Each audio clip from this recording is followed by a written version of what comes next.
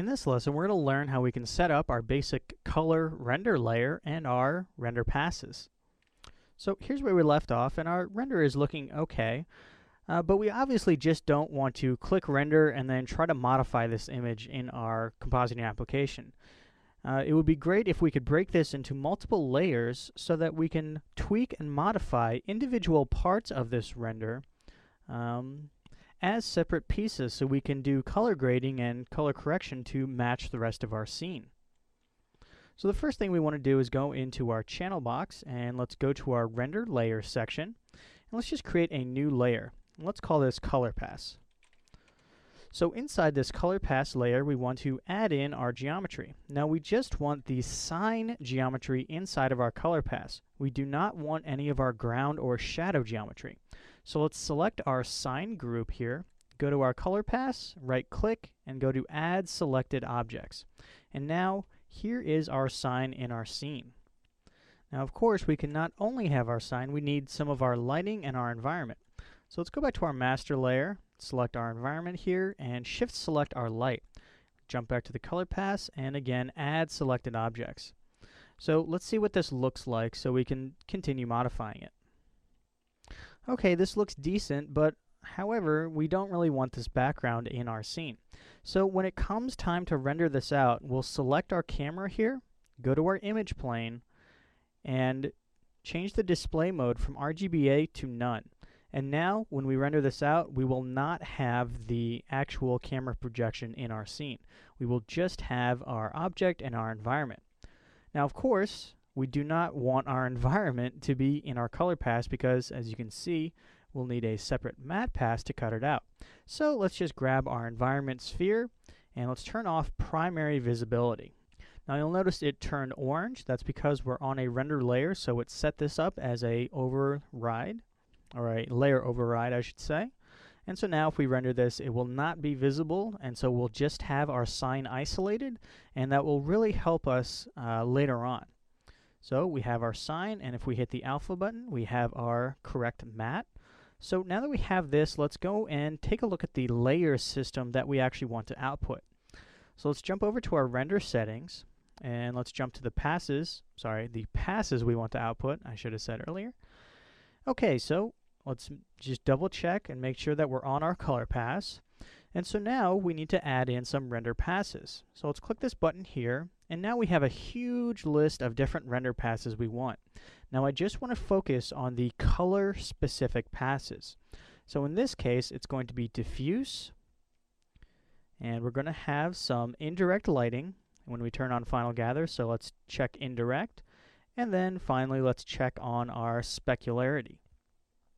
Now, obviously you can see here we have shadow, we've got ambient occlusion, we've got motion vector, but a lot of these aren't very controllable in this pass system. So we're going to be creating our own layers that give us a lot more control and much nicer results than using the render pass system. Now, if you want to learn more about the render pass system and why we're choosing these different passes, I accidentally deselected them. You can take a look at the advanced compositing workflows in Maya and the compositing app of your choice, where we go over this in a little bit more detail.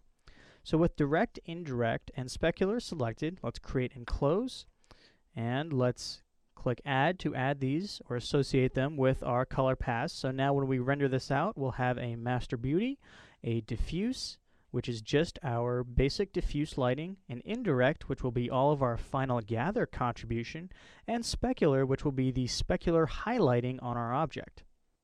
So now that that's done, let's actually come in and tweak our render settings. Because as you can see, our lighting situation in this scene isn't so great right now. It's a little bit too dark, and the rusty support holders here are not getting any light at all. So instead of just using the diffuse light, or I should say the directional light to cast light, I want to turn on Final Gather and really gather it from my environment. So let's go to our directional light, and let's turn off Emit Diffuse. So it's no longer contributing to our light source. It will, however, still give us shadows, which we'll set up in our shadow layers. So with that done, let's jump over to our Indirect Lighting tab and turn on Final Gather. Now let's keep this open, but let's just take a preview render of what our final gather contribution from our environment will be. So we can see here that it's pretty dark, so what we can do now is jump into our render settings again, and let's bump up this primary diffuse scale. So let's click it, and we can increase this value. So let's begin by tripling it, or setting it to 3. Let's click accept, and then let's re-render this and see what this does to our image. Okay, now we seem to be getting a little bit more light into our scene. I might want to increase this even further. You might experiment with something like 4 or 5 and see how much that gives you. And of course, we are going to be able to modify this inside of our compositing application because we are breaking this into different layers. So I'm just going to do another render because I wanted it a little brighter. And now this is looking a lot nicer. Okay, so now we can begin seeing some detail in these rusty supports here. So we have our indirect lighting set up, so we can now close this. And again, we sort of glossed over Final Gather. We have specific courses actually dedicated to the Final Gather system in Mental Ray in Maya, so if you want to learn more, you can take a look at those. But for now, we've essentially set up our color paths to be working correctly. So now if we were to go to our render settings and hit batch render, we would now be able to output 4 different images, one for each of the different passes. So we would get a diffuse image with just our basic lighting, an indirect lighting, which is again all our Final Gather, and the specular lighting, which is the lighting that is reflecting into the camera from this direct light. So with that done, we can now begin setting up some more passes, or some more layers, I should say. So in the next lesson, we'll learn how we can create an ambient occlusion layer that contains only our sign, and then an ambient occlusion layer for all of our ground occlusion. That way we can have a lot of control of it, over it, in our compositing application with the 2 separate occlusion layers.